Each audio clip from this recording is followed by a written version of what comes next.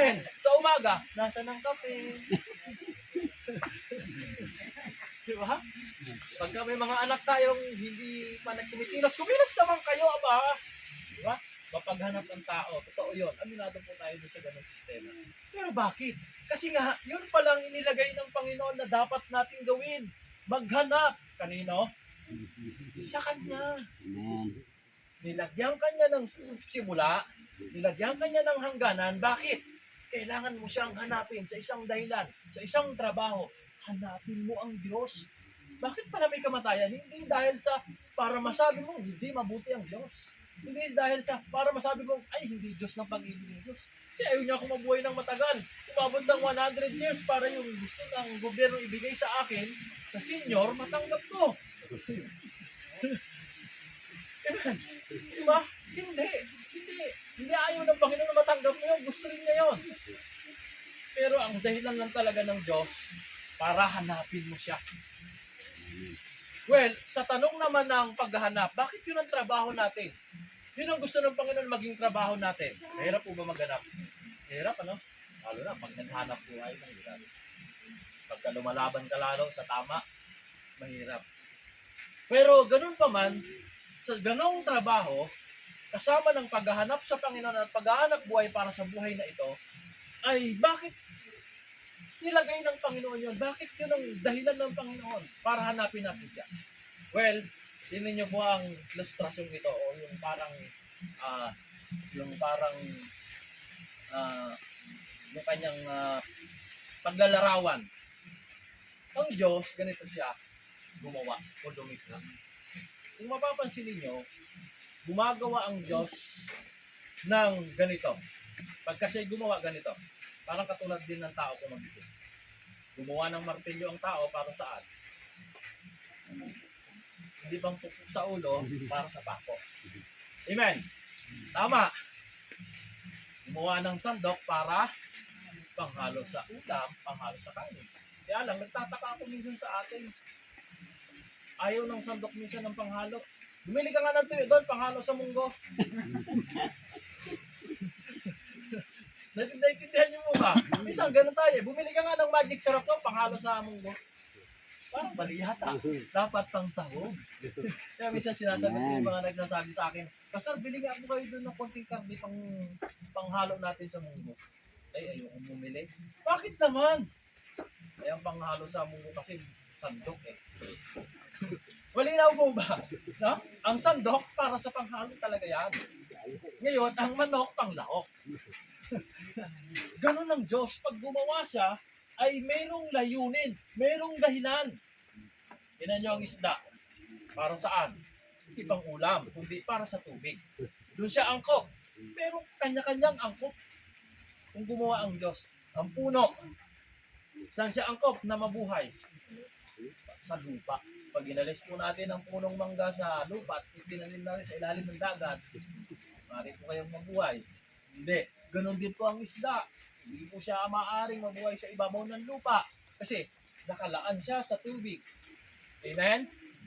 At ang tao, sabi sa Colossus, kaya pala dahil ang dahilan ng Panginoon na kung bakit tayo tinakda na magkaroon ng simula at hangganan sa buhay na ito at merong ganyang pagkakataon na darating kahit ayawan natin.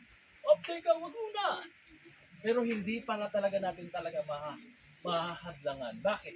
Ang dahilan nun para sa isang trabaho, hanapin ang Diyos. Bakit kailangan hanapin ang Diyos? Kasi sabi sa Colossus, nilikha tayo na angkop para sa Kanya. Amen. Pansinin niyo po sa John 15 verse 5, nagsalita ang Panginoong Jesus, apart from me, you can do nothing. Kung hiwalay ka sa akin, wala kang magagawa. Na para bang isda ka na inihaho. Saan? Sa tubig. Ganun ang magiging buhay mo. Kakawag-tawag. Hahanap ng tubig. Pero kung nasa tamang layunin ka, sa tamang lugar ka, kung bakit ka nilikha, yung problema, katilan yung isda. Kahit may tsunami, nag-aalala po ba? Kahit nandyan na parating ang lambat, nag-aalala po ba? Pero pag naiyahaw ng ang lambat, doon nagkakaproblema. Doon lang nagkakaproblema, ganun din po ang tao. Pag nahiwalay sa Diyos, napalayo sa Diyos, doon lang nagkakaroon ng matitinding problema. Pero kung mananatiling nakakonekta sa Diyos, dahil doon siya naaangkop, maaaring magtagumpay. Kahit may pagsubok, alam niyo po, lahat tayo, kahit Kristiyano tayo o hindi, para-paras tayo ng magiging sitwasyon sa mundo ito.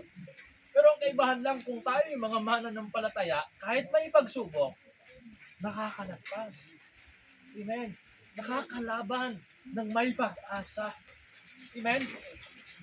Yun ang kaibahan. Kaya, naglagay ang Diyos ng simula sa bawat isa sa atin, naglagay ng hangganan sa isang dahilan para hanapin natin siya. Bakit? Angkop tayo sa Kanya. Kinakailangan konektado tayo sa Kanya. Amen? Dahil nilikha tayo para sa Kanya. Kaya nga hinanap tayo ng Diyos eh. Amen? Yun ang aral na gustong maintindihan ng Panginoon sa atin. Sa totoo lang, sa sobrang igsi ng buhay ng tao sa mundong ito, ay humanap ako ng datos. Meron po ditong datos, sabi diyan, 30,000 days lifespan. Yung 30,000 days lifespan, ilang taon po yun? Maabot ng 82 years. Kung meron kang 30 days o 30,000 days na magugugol sa mundong ito, matagal na po yun, 82 years na. So, marami ka na matatanggap mo sa senior. Pero sabi diyan, pag umabot ka sa 20 years old, meron kang matitira na lang kung aabutin ka hanggang 82 na 22,000 hanggang 800 days. 22,800 hanggang 800 days. 22,800 days. Yun na lang ang matitira sa'yo. Pero kung ikaw ay 30 years old na, sino po 30 years old na, ang natitira na lang na araw sa'yo hanggang 82, 19,000 days. At kung ikaw daw ay 40, meron ka pang 15,400 days. Kung ikaw naman ay 50, malapit na sa senior. Kaso lang nga, kung ikaw ay junior, hindi ka magiging senior. Sorry na lang po sa mga junior. Pero sabi naman ng iba, doble ako, senior at junior. Okay, 50, 11,800 days. Pag 60, senior na. Sino pa mga senior? Hi sa mga senior. 8,000 days na lang po ang natitira. Kung hanggang 82 years ka. Ngayon, kung ikaw ay 70 years old, meron ka na lang 4,500 days na natitira. So, anong sa 80, 800 days na lang po hanggang 82 days. 82 years. Now, yung datos na yun, para saan? Para maintindihan natin araw-araw. Hindi tayo dapat mag-focus sa buhay na ito. Hindi dapat mas marami yung paglalaan natin sa hanap ng mga kung ano-ano. Hindi ma-focus tayo na nagawa ko na ba talaga yung totoong dahilan kung bakit ako nandito. At ano po ang totoong dahilan? Nakisabi sa'yo katabi, hanapin ng Diyos kung saan ka nakakonekta. At alam niyo, sabi doon sa John 15, kung tayo nakakonekta sa Kanya at hindi iwalay sa Kanya, parang isang puno na iniugpong, ano daw tayo? Mamumunga ng sagana. 100, 1,000. Amen? Ibig sabihin, mamumunga ng sagana. Amen? Anong ganda po siguro, no? Na yung buhay mo ay naka-align doon sa totoong layunin ng Diyos. Di ba? Parang katulad ng isang martilyo, nagagamit mo sa tamang paggamit. Maganda po siguro yan, ano? Pero kung ang martilyo ginagamit mo pang pukpok ng ulo, hindi yata maganda. Amen? Parang ganun din po sa buhay ng tao. Amen? Sa buhay ng tao. Mas magiging kapaki-pakinabang tayo sa barangay na ito, sa bansang ito, kung nasa tamang alignment tayo. At alam natin yung totoong dahilan ng buhay na meron tayo. Malinaw po ba? Amen. Amen? At kaya, tinan niyo si Pablo, sabi niya, doon sa Philippines, ang mamatay, ang mabuhay, para sa kanya pakinabang. Bakit? Kasi alam niya kung ano yung totoong layunin ko. Bakit? Nilikha siya ng Diyos para sa Diyos. Dahil naka-align siya doon. Hindi lang siya napakinabangan ng church, kundi ng community. Amen? At hindi lang ng community, pati tayo mga Gentiles. Nakinabang doon sa kaligtasang dapat na sila lang ang meron. Pero tayo ay nakatanggap. Amen? Kaya purihin ang Panginoon, malinaw po ba ang isang totoong layunin at totoong dahilan o paalala sa atin ng Panginoon sa mga ganitong sitwasyon. Amen? Na ano? Na darating ang panahon, yan din ang ating kapahantungan. At pagpapaalala rin sa marami, ay, ito pala ang totoong dahilan ng Diyos. Hanapin natin siya. Uli, basahin ko po sa inyo ang isang bersikulo sa mga ngaral. At kung hindi naman po natin nagawa ang totoong dahilan kung bakit tayo nandito sa mundo ito, na hanapin ang Diyos. Ito po ang mangyayari sa atin, sabi sa mga ngaral chapter 11. Verse 8, sabi dyan, kung ang tao ay mabubuhay ng matagal, sabi nung mga ngaral, dapat niyang ikagalak iyon. Sino po sa inyo masaya pagka nabuhay tayo ng matagal? Amen! Parang ayaw niyo. Parang ayaw ko pagka lalo na kapitbahay ko si ganito. Hindi naman. Okay, sabi dyan, dapat ay ikagalak natin. Amen? Yung madagdagan ka nga lang ng 1 taon sa kaarawan, tulad ko po, ako po ay 16 years old. 36 years old. Kaklase ko po yung anak ni ma'am. Panganay hanggang grade 6. Si ano po? Kaklase na. Hindi ko na maalala. Pero mga kabats ko po yan dyan sa Minati Oro. At itong edad ko na ito, maraming nagnanasang marating ito. Amen? Na ngayon ay nandoon na sa kalagayan ng kamatayan. Amen? Naninasa nila.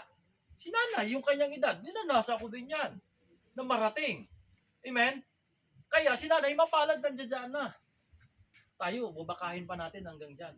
Para makasahod ng senior. Amen? Babakahin pa natin yan. Pero salamat sa Diyos at narating natin to. Bukod sa ibang na marami, milyon-milyon po naghahangad ito. Ng ganitong edad para marating. Pero kakaunti sa amin ang nakarating. At sa inyo rin, na mga edad ninyo, kakaunti lang ang nakarating. Sa dami ng pinagdadaanan sa buhay. Si Kuya, ilang taon po siya? 46. Pero nyo, hindi na mararating niya yung senior. Hinangad din niya yun. Diba? Mapalad pa rin kayo sa senior. Bakit? Kasi nakarating tayo yan. Amen? Kaya, sabi dito, ng mga ngaral chapter 11 verse 8, sabay maggalak ka. Pakisabi sa'yo katabi, maggalak ka. Kung umaba ang iyong buhay. Ngayon, ito po ang punto ni mga ngaral chapter 8. Chapter 11 verse 8. Ngunit, sabi dyan, makitapik din yung iyong katabi. Alalahanin niyang ang darating na panahon ng kadiliman ay mas mahaba. Lahat ng mangyayari walang kabul. Ano daw? Ulitin ko po. Alalahanin natin na yung darating na pagkakataon sa atin ay mas mahaba ang ibubuhay. Amen. Amen. Meron po ba tayong pamilyang umuwi na sa piling ng Panginoon? Kung babalik ta rin po natin, kung meron pong namatay sa sementeryo o nalibing na ng 50 years,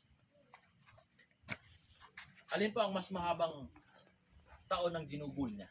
Yung 50 years kaya sa mundo o yung sa kabilang buhay? Tingin po natin. Aabot ang 50 years makalipas siyang mamatay. Pero madadagdagan pa rin po yun. Bakit? Ano pong merong buhay sa kabila? Mas mahaba.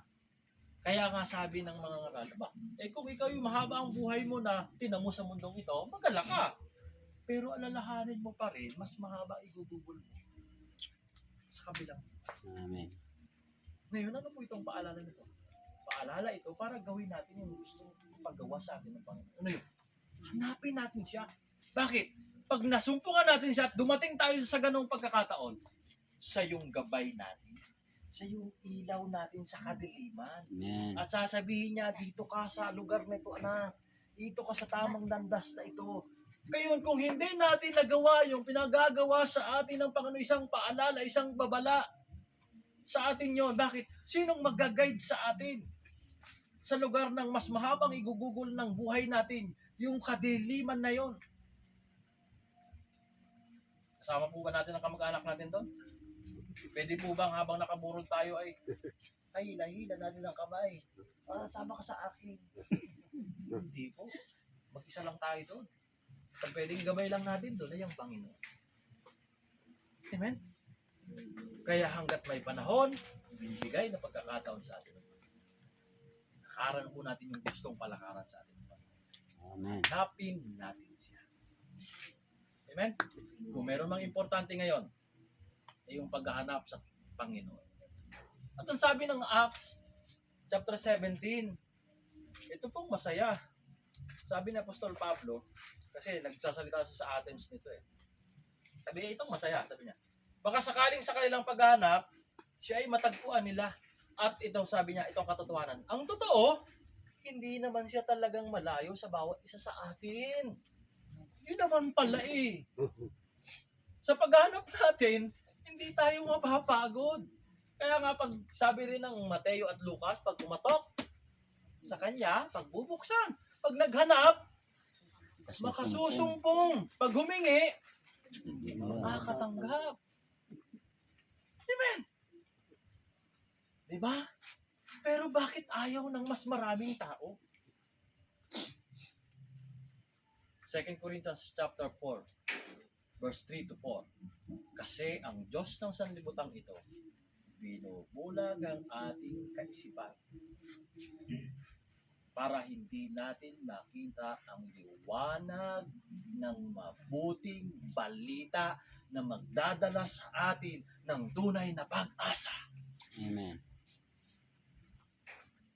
Iniiba niya yung mensahe ng mabuting balita. Yan nyo, ngayong Pasko, di ba? Lumipas po yung Pasko. Naglagay ng maraming kaugalian ang mundo. Bakit? Kung sino-sino po ang kilala, hindi na si Jesus Christ. Ay, parating si Santa! Ay, parating si Ninong, si Ninang! Ay, magsabit ng medyas sa bintana. Pero ang totoong mensahe talaga noon, si Kristo ay si Ninang. Amen. Amen! Iniba ang kwento. Yung iba naman, abala sa may bahay. Kakanta, Merry Christmas! Yung kanta na yun, yung bagong version ngayon, we wish you! Merry Christmas! O kaya naman yun, tama yun. Yung Merry Christmas, ginagawang Merry Xmas. Wala na yung Christ. Extra na. Ginawang extra. O kaya naman, gumawa na, kapanood po ba kayo ng drama? Hindi ko naman po sinisiraan yung drama na yun. Ewan ko lang kung die hard fans yung drama na yun. Si Bro. Ginawang Bro na, hindi na pangalan ng Panginoong Hesus. Binubulag ng Diyos ng sanlibutan ito ang ating kaisipan para wag nating makita ang siyang tunay na, Kristo, yung mabuting balita, yung patungkol sa Kanya. Kung minsan naman, pag sa church naman, sinicentralize naman sa isip ng tao, yung kanilang relihiyon o yung ating relihiyon. Ay, dito ka, mas maganda rin eh. Dini, matulis. Ay, matulis. Sorry po. Meron man po. Diba? Dito ka maliligtas. Hindi po. Kay Kristo tayo maliligtas. Amen. Yung pangalan namin, hindi po yan tatanungin sa langit. Toropate ka ba? Ay, hindi. Ayun lang ka dito. Hindi, ang sabi lang ng Panginoon, welcome the good and faithful servant. Amen. Bakit faithful servant? Tapat kang naghanap sa Kanya. Tapat na alipin na naghanap sa Kanyang Pangulo. Amen.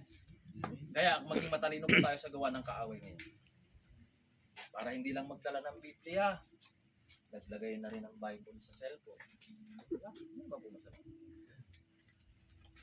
Kaya yung Bible ngayon medyo dabukin na. Inaamag na. Lalo na sa Maynila, wala na pong dala. Kasi bakit? Diretso sa mall. Kasi ang simbahan nasa mall na. Naka-centralize na. Pero ayos po. Ngayon, anong gusto ng Panginoon? Mag-focus tayo sa Kanya. At alam nyo, napakaganda naman po talaga magkaroon tayo ng focus sa Panginoon. Alam niyo po yung araw, sa umaga, subukan niyo po. Try nyo po. Pag kayo po ay nakaharap sa araw, nasaan po ang inyong ayan, ilaw? Saan po ang anino ko? Sa likod. Pag ako naman po ay nakatalikod sa araw, kita ko po yung anino ko. Amen. Sa dami ng ating pagdadaanan sa buhay, at kung tayo nakatalikod sa Panginoon, hindi nakapokus sa Kanya, anong mapopokus natin? Makikita natin yung ating mga ano? Yung ating mga ginagawa, yung ating mga pagkukulang, yung pakulangan sa buhay. Kaya hanap tayo ng hanap, sikap na sikap, pero na sa samantalang, pag nakapokus ka sa Panginoon, hindi mo makikita yung kakulangan mo sa buhay. At dahil doon, tuloy-tuloy ka sa takbuhin na binigay sa'yo ng Panginoon. At may pag-asa ka araw-araw. Amen. Hindi ka palaging dismayado. No? Palagi kang may pag-asa. Amen? Kaya, sa araw-araw ng buhay na ito, na kailangan hanapin natin ang Panginoon. Sa umaga, pagkagising mo, saan mo kayo? Kailangan mo. Sa trabaho, kaya nga sabi ng Apostol Pablo sa Colosas kung meron ka mang gagawin, gawin mo ito para sa pangalan ng Panginoon. Isang halimbawa yun sa paghahanap para sa Kanya. Amen?